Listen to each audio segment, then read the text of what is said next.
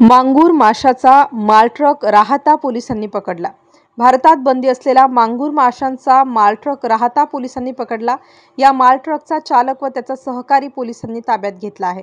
उपविभागीय पोलीस अधिकारी शिरीष वामने, पोलीस निरीक्षक नितीन चव्हाण यांच्या उपस्थितीत हे मासे राहाता डम्पिंग ग्राउंड येथे खड्डा खोदून नष्ट करण्यात आले।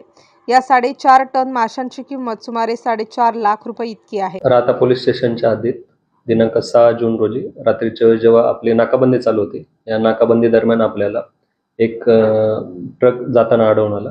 त्याच्या जवळ गेलं असता त्याच्यातून पाण्याचा आवाज येत होता। त्याच्यामुळे संशयास्पद वाटल्याने आपण पाणी केले असता त्याच्यामध्ये आपल्याला मासे वेगवेगळे याचे आढळून आले आणि नंतर आपण त्याबाबत अधिक माहिती घेतली असता आपल्याला कळाले की त्यामध्ये जे भारतात आणि महाराष्ट्रात बंदी घातलेला मांगूर मासा आहे यांची वाहतूक केली जाते। याच्यानंतर आपण सदर ट्रक चालक याला चौकशीसाठी ताब्यात घेतलेला असून गुन्हा दाखल करण्याची प्रक्रिया चालू आहे। आपण जो ट्रक ताब्यात घेतला त्याच्या जवळपास 4.6 टन ज्याची किंमत अंदाजे बाजार किंमत 4,60,000 रुपये आहे असे मांगूर मासा जप्त केलेला आहे आणि ही वाहतूक भिगवण येथून त्याने जे मासे आहेत ते भरून गाडी घेऊन तो मध्य प्रदेशात चाललेला होता असे त्याच्याकडून माहिती मिळालेली आहे। मांगूर मासा हा खरं पाहायला गेलं तर इन्व्हेजिव्ह स्पेसीज म्हणतो आपण।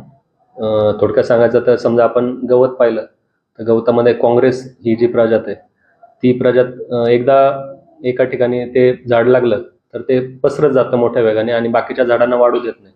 त्याप्रमाणे मांगूर माशाची प्रजात आहे आणि याच्यामध्ये जर मांगूर माशाचे प्रमाण एखाद्या ठिकाणी वाढले तर त्याच्यानंतर तिथे कोणत्याही दुसरी माशाची प्रजात जिवंत राहत नाही किंवा त्यांची वाढ होऊ देत नाही आणि त्याबरोबरच हा मानवी आरोग्याला देखील अपायकारक असतो आणि हा मासा पाण्याबाहेर देखील जिवंत राहू शकतो आणि त्याच्यामुळे या माशाची किंमत कमी असल्यामुळे त्याची अवैधरित्या लागवड करून त्याची विक्री केली जाते।